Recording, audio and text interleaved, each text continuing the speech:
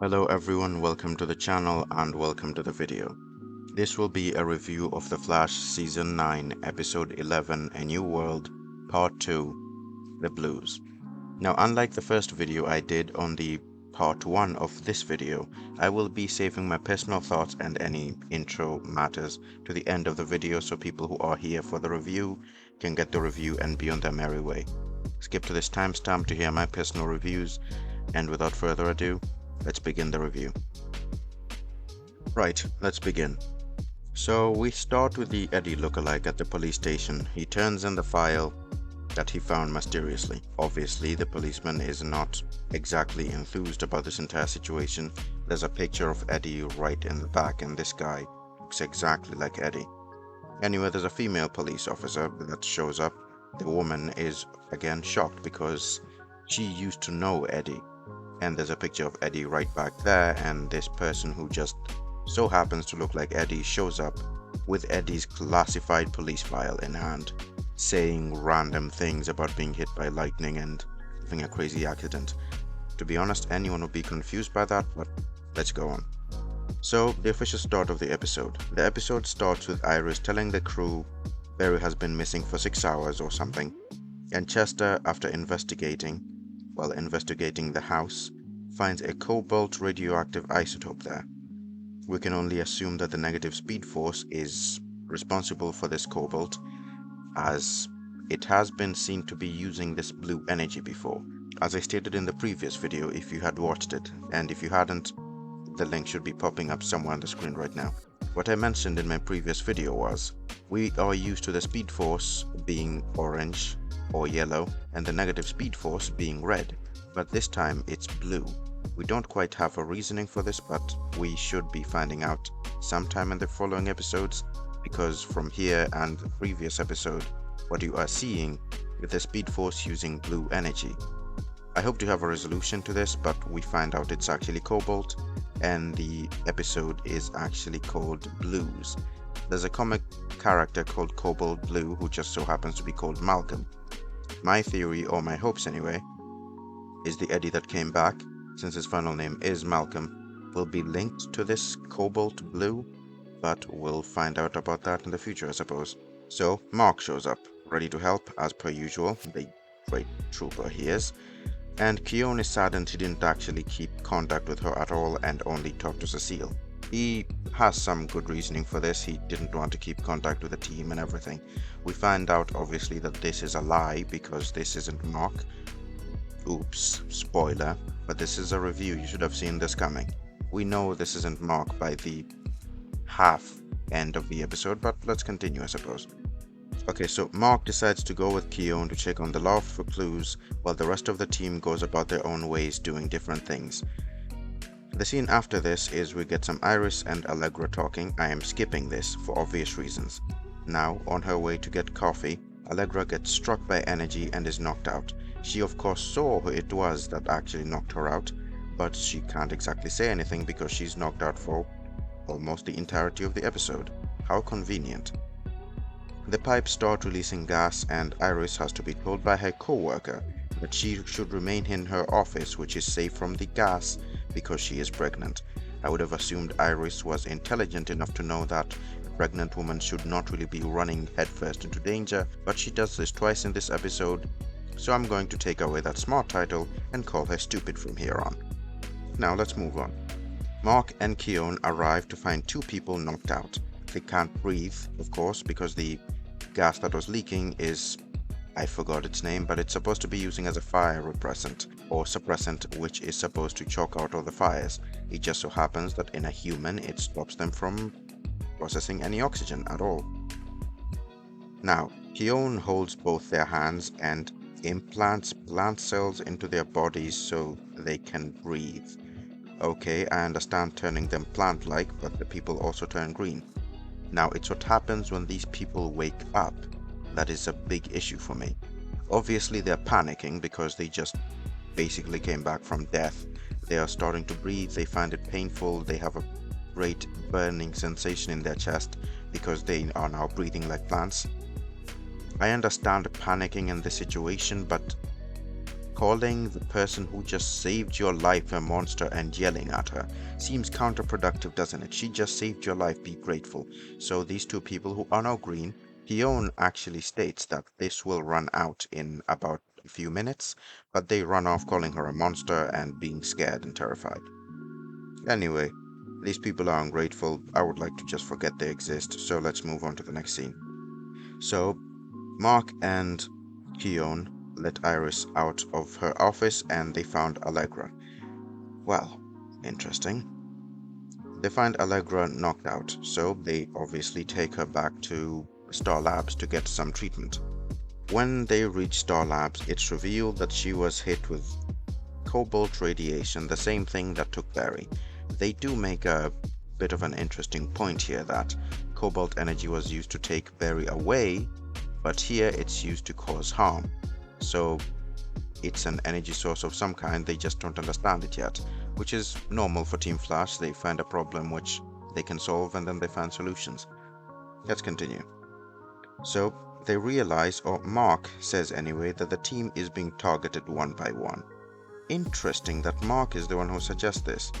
Mark here asks Keon to see if she can solve the cobalt radiation problem the same way she cured the two people who were knocked out at the office. Now Keon says she's not able to get rid of anything that is natural. She can only dispel the unnatural, so she cannot cure Allegra. Since I've already spoiled that Mark is obviously a traitor here, a few things I'd like to bring up here really quickly, or maybe not so quickly. Right. We know that when Allegra was shot down there, she knew who the person was and she was smiling. Mark arrived there, and also Keon arrived, but did they arrive together? No, I think Mark was already there. That is also a pointer. Now here Mark asks if Keon can cure cobalt, meaning can she cure the one person who can tell the truth? Keon says she can't. What Mark says next should have clued everyone in that something's not exactly right here. So Mark here suggests that they are all being targeted. Of course, since Allegra was attacked and Iris was also attacked, the rest of the team might be in jeopardy. So he suggests, after finding out that Keon can't solve the cobalt problem, he suggests that Star Lab should be in lockdown. Chester goes to try and locate the radioactive isotope, which is cobalt, again, and Mark suggests that he and Keon should split up and go somewhere separate, while Iris and Cecile instead are in the time vault where they can be safe. Okay, this seems alright so far, except for the fact that Mark has now isolated himself and Keon. We don't know yet why he would do such a thing, but we'll find out shortly. Don't worry about that. Now we skip back to the maybe Eddie, maybe not guy. His name is Gilmore Malcolm, by the way. His driver's license was blank prior to giving it to the female police officer, but it then shines with the blue energy and becomes his driver's license, saying Gilmore Malcolm instead. Right, so it went from blank to a new identity and he just doesn't question this. Okay, he gives the identification card to the policewoman, who obviously takes it and proves that this guy is not Eddie. And she is convinced this isn't Eddie because to her, Eddie is dead. As she should be, and should continue to be. But that's my own personal thoughts. I'll leave those to the end, like I said. Right, Eddie starts hearing some voices in his head. We don't know whose voice this is. We can only assume it's the negative Speed Force. So he kind of just starts going mental, and the voice is actually telling him, find her. We don't find out yet, but in the future I'll be skipping this part because, well, it's not in the script, so I'm skipping it. The person he's supposed to be finding is Iris, because finding Iris will release all of his memories, because if we remember correctly, he died a simp. Yes, he died a simp. Impressive, isn't it? Right, he leaves. The policewoman tries to stop her, offering help, but to no avail. Eddie leaves because the voice is just driving him nuts at this point, and he's just trying to find out who he is and what is exactly going on. Right, now we skip to the part where Mark is now alone with Keon. he gaslights the living daylights out of her, which works. Okay, there's a reason why this shouldn't have worked, but we'll get to that later. We'll get to that much, much later. He straight up calls her a monster for saving those people and basically repeats what those people were saying towards her, calling her a monster, a unnatural force of nature, and all that kind of stuff. He's basically being very un-Mark of him. But then again, Mark has always been a bit of a bad word, so this isn't too much not in his personality, but this, even for him, is over the line. Anyway, Keon feels terrible about this. She claims she would never hurt anyone, and being called a monster doesn't exactly help someone whose mental capacity is that of a growing child, so she kinda just leaves upset. And Mark obviously has a bit of an evil chuckle because that's exactly what he wanted. He wanted Keon away. We don't know why yet, we just know he wanted her away. Now, with Keon away, Mark strikes again. He goes to Chester, who is running the Cobalt search. Obviously, he would want to stop this because the Cobalt search will lead to exactly him. So he goes to Chester and gaslights him as well, manipulates him into wanting to go to sit by Allegra, while he says he will handle the search instead. He sabotages it. Yep, that didn't take much time. He sabotages the search so he can't be found, obviously. Now what happens next is very simple. He is at the main terminal right now. He tells Cecile and Iris that food is ready. He got them some big belly burgers, and Cecile obviously goes outside the time vault in order to collect the food. I don't see why he couldn't have just gone inside the time vault and stopped them both, but killers be stupid, I suppose. So Cecile walks out, immediately gets knocked out. Iris hears this, and Iris steps out, of course, after hearing this thud, instead of locking her pregnant self in the speed vault where she is safe. Remember when I said Iris does something stupid twice in this episode? Yeah, this is the second time. She has no self-awareness. She has no self-protection either, apparently. She is pregnant but doesn't care about the kid. To be honest, it is in her character. She is stupid, so we'll just leave this in. Anyway, she goes outside, and Mark is all evil, reveals himself to be the negative speed force. Well, Iris actually figures it out, which, okay, he did not exactly make it too hard. Right, he claims he wants to gut her like a fish, and her baby too. A bit dark to say to a pregnant woman, Mark, but it's Iris, so to be honest, I wouldn't complain. He gets stopped because he has the age-old mistake that all villains have. When they have a weapon pointed at the person they're supposed to be killing, they hesitate.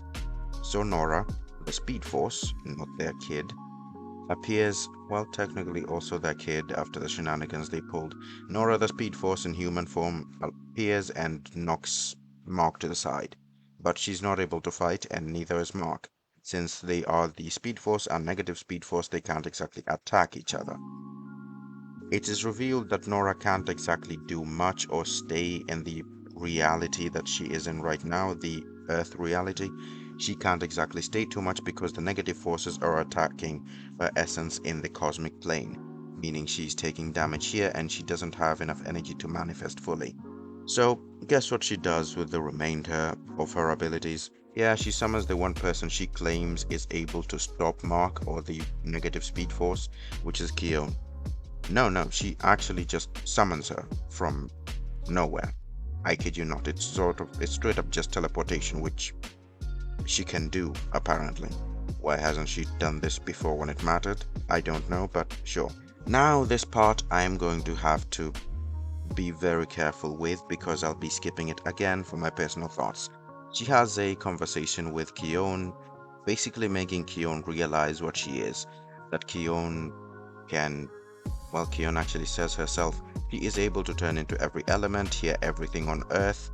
I kid you not, she can hear every living thing on Earth, every blade of grass, every flower. She has control over all elements. She is in touch with every force of nature, everything, every human, all of that. If currently something is going off in your head, it probably should, because you should have realized something very key about this episode. Two things that are very key about this episode from Keone and Cecile. Let's move on. Right, so after that lovely pep talk, Keone goes to fight Mark. The negative Speed Force is such a coward, by the way. Instead of actually trying to fight, he flaunts the fact that he is currently inside Mark, and that's a reason to not kill him because Mark will also die. Remember when he also took possession of Joe West? I stated back then and I will state again, the negative Speed Force is the biggest coward I've seen in this universe. Instead of actually fighting, he takes over people who are vulnerable and people who will not be attacked by their loved ones just so he can get an advantage. I understand he's evil, but I did not think the negative Speed Force, a cosmic force, would be this weak and pathetic. So much that he actually loses this fight without even so much as throwing a punch, by the way. He loses this entire fight. The way he loses is kind of splendid. He shows Keone that he currently has that blue crystal lodged in his arm. So, in order to win this battle, Mark is also going to have to die. What Keone does is... I need to brace myself for this. Keone basically erodes Mark's skin into dirt so the crystal falls on the ground and only his skeleton remains, and then Keone proceeds to remake the dirt back into his skin. She just took a life and gave it back. Okay, death now means nothing in this universe. God damn it, I keep slipping back into... I'm saving all these thoughts for the end, don't worry, there's a big rant coming up. Anyway, after all this is done, the crystal disappears before anyone can get it, which is basically just setting up the next part, which is part 3 of this A New World series that they're doing for their finale. Right, Barry just so happens to turn up in time as Iris is in labor, obviously, and needs to go to the hospital. So Barry returns, which is actually kind of linked here. There's a direct link from when Barry was talking to Reverse Flash and was taken to the future. This is actually linked to this part right here. He was taken from there to this moment. These episodes were actually running in parallel to each other. So while they're at the hospital, I'm skipping a big part where Barry and Iris talks because that's not really essential to this episode or the plot moving forward. So while Keone is talking to Mark on the side, she tells them that she can't exactly stay on the team anymore or stay in the city or be with anyone because with her being a goddess and everything, she feels like her energy, her time and her power should be used for protecting more than just the city, more than just the team. She feels like she should be protecting, well, everything, since she's technically part of the Speed Force, part of the Strength Force, Sage Force, Steel Force, and every element on the planet. So I can understand what she's going with here, and that it's the finale. Obviously they have to give Keone some kind of direction. So as a goddess, she feels like she should be protecting more than just the city. So we're going to assume she's going to travel the planet learning more about herself and basically just exploring her possibilities, which is good, which is fine, that's alright. Barry disappears somewhere in this conversation as well, just randomly disappears. Okay, that's great. Barry just disappears again, setting up for the next episode. Great, can't wait. So finally, final scene of the episode, we get Malcolm, Eddie, robbing a grave, Eddie's grave. The conclusion he came up with is, since he wants to know so much about Eddie and he wants to prove if he's Eddie or not, because at this point he's going so mental he just doesn't know. He wants to dig up the grave and see if the coffin is empty or not, because this will be a way of finding out if he is Eddie or not. If the corpse is there, he's not Eddie. If the corpse isn't there, he's Eddie. So, let's continue. The policewoman shows up who used to know Eddie, who doesn't just shoot the grave robber. She does try to arrest him by pointing a gun at him, but does she try to actually restrain him? No, not really. Eddie continues digging up the grave and finds out that inside there is, surprise, surprise, nothing. And in that moment, all his memories from being Eddie Thorne start flooding back into his head. He remembers Iris, Iris again, The Flash, Joe, Iris again, when he shot himself. So basically now he has all the memories of Eddie Thorne, and we can firmly conclude that he is Eddie. Okay, that's fine. He's now Eddie. What I don't understand is, in order to prove he's Eddie to the policewoman who is standing right there, because she's obviously not buying this BS, he checks his chest and he has that bullet he shot himself with. How did that bullet get there? Was he always injured? Did he arrive to work and go everywhere with a bullet wound he just didn't realize he had? Or did getting his memories back actually give him back his wound? Okay. Well, that's it for the review, guys. For all those people who are here for just a plain review of the episode, this is the end. This is the finish line for you. For everyone who's here, oh, hello, everyone who skipped the end time to actually just listen to me rant. Yeah, this is where the rant is going to begin, because there's a few things I want to address. A, Mark. I feel like Mark has been overused, and he has been such a traitor so many times. Upon his arrival, they should have at least known something was wrong, because Mark went, after being gone for a while and coming back, whenever he's helpful, he has always double-crossed the team. Maybe if Barry was here, he would have spotted something, but there are two people who should have spotted something. There is Cecile, who is the greatest mind reader, or what are they called? Let's just go with mind reader in the currently CW universe. She is the greatest at it. When Mark was calling for food, saying he already had some big belly burgers that they should go collect, how did Cecile not sense the amount of malice waiting outside the door to knock her out? None of it. Since Mark showed up, she sensed none of his malice towards the team. She sensed nothing wrong with him. Or is he that good? Is the Speed Force that good that it had no emotion? And if it did have no emotion, Cecile should have felt that this person was an empty husk. But the greatest empath in the entire show, her powers just somehow didn't work this episode at all. I'm not kidding, they actually didn't work at all, because she was knocked out by Mark quite easily when he was outside the door, and she couldn't feel any of that malice.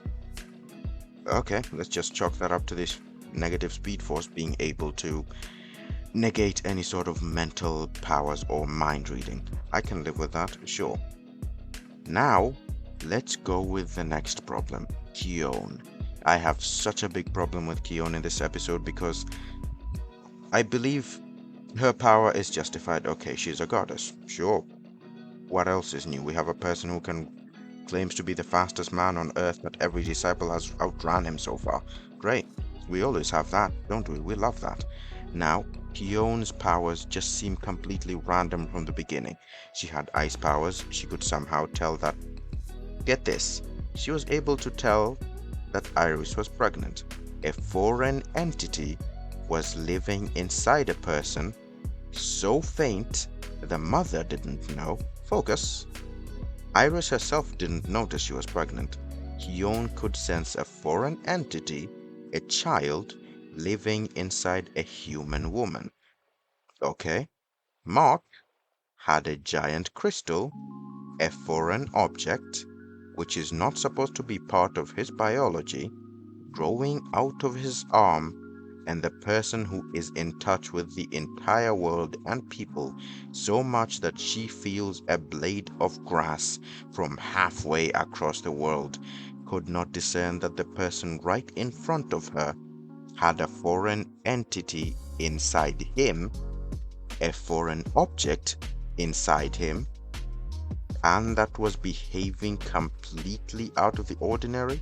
Completely out of the ordinary. Mark was being evil and blatant at it. There was no hidden secret here. Keone, the all-powerful, did not pick up on any of this. This entire plotline relies on Cecile and Keone being stupid for the entirety of the episode. I can live with Keone being given the powers of a goddess, being given so much power, so much overpowered power.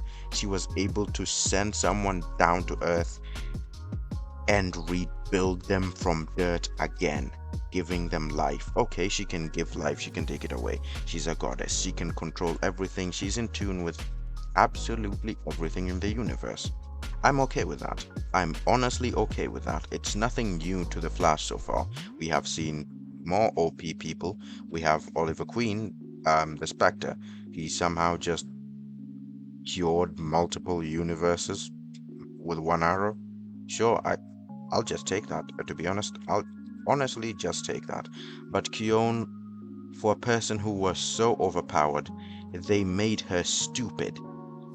And anyone who's going to be defending this point by saying she's young, she didn't have any experience in this, yeah, no, you can't tell me that. I'm not going to accept that reasoning here, because she was able to have this epiphany and find out her powers. Not find out, reminisce on her powers. Because when she's speaking to the Speed Force and making her realization, she is the one who admits that she has frozen lakes. She is able to feel things across the world. She is able to feel a volcano exploding. She is able to heal people. She is able to feel people. She is in tune with the entire world and has been for a while. So are you telling me that she somehow just didn't have that power towards Mark? And Cecile, her power just stopped working towards Mark as well? So many contradictions in this episode. It's absolutely ridiculous. But that's enough ranting on them for the time being. That's too much time. I don't want this video to be so long. Now let's talk about Eddie. The implication of this being Eddie Thawne brought back to life means that Reverse Flash now has no reason to be erased. All the times he has been erased, defeated, thrown away, taken out, or killed, none of them matter anymore, because the Reverse Flash can now live. Get this. You know the Reverse Flash from the previous episode, who the Flash filled with hate and left in the past? Yeah, that one. That Reverse Flash, who gets erased before he gets a chance to go home. Yeah, that very spiteful guy right there. Yeah, that one. He is the one who is coming back because Eddie is alive. If they want Reverse Flash to come back, they are bringing back the one filled with the most hate, the most raw need to make the Flash suffer. The one who shoved his hand through Cisco's chest. Yeah, that guy. He's the one who might come back because of Eddie being alive. And remember, in the end of my previous episode, I actually said the Reverse Flash should be put to rest. He should just... His story, we have seen it start, we have seen its end, we have seen its loops, and it needs to end. Because of them pulling this stunt, either A, they're going to make Eddie become Cobalt Blue, B, they're going to bring back Reverse Flash, C, they are going to do both of the above after Eddie realized that his entire life was stolen by Barry Allen being with Iris, and because the Speed Force has specifically chosen him, he is going to be the most evil trick we have experienced so far, and honestly that terrifies me, because Eddie was a really good guy. Having him suddenly transform into this evil entity, and he has all the reason to, the simp, this is going to be very, very dangerous. And to be honest, I kind of wish they bring back Reverse Flash this way, just so we can see things end. I still don't know why the negative Speed Force is blue. Who knows? What I am focusing on, or what I am hoping for anyway, is that the final enemy is going to be a speedster of some kind. Now, they could choose to bring back the Reverse Flash to be the ending of everything. Then that would just erase all the closure Barry has had in the previous episode. Or they could just make it so that now Barry isn't afraid to, finally do the deed and kill the Reverse Flash. Which, by the way, Barry not being able to kill people anymore makes so much sense when he was the guy who threw a lightning bolt at a guy who was made of sand, who turned to glass and shattered. No, that guy wasn't incapacitated, that guy is dead. Flash suddenly gained the no-kill rule out of nowhere. But I suppose if the Reverse Flash does come back this time, the Flash has no excuse but to kill him. I hope. The Reverse Flash was an amazing starting villain, and I genuinely think they might consider making him the ending villain as well, which has its perks, but it seems a bit lazy to just have things play out like that. But oh well, I'm not a writer and I'm not the director on the show. Anyway, after that long rant, which I said would not last too long, I'm sure that was longer than 5 minutes. So yeah, you people who actually skipped the rest of the video, looks like you didn't miss much now, did you? Leave a like in the comments just to tell me how stupid I was, or if I actually made sense, or if I was just, because I am literally ranting to myself right now. It could be completely incomprehensible, but perhaps there's someone who enjoyed it, who knows. Anyway, that's the end of the video. Leave a like, leave a comment, subscribe if you enjoy the content, and turn on notification bells so you can be first to hear about the next review, which will be of episode 12, I believe. I'm not sure of what it's going to be called. I just know it's going to be a part 3 of the finale, and there will be 4 parts to it, I believe. Anyway, like I said, leave a like, comment on what you thought about this episode, a comment on what you thought about this video. If you like the format of how I'm doing this, if you don't like the format of how I'm doing this, any things you want me to change, any things you want me to keep the same, subscribe in order to keep in touch with my content. I make YouTube shorts, which you can also check on my channel. I also have made other videos on anime and everything. There's also, like I said, a part 1 to this video, so if you haven't seen that, you can always go back and watch it. Thank you for watching, and I'll see you in the next one.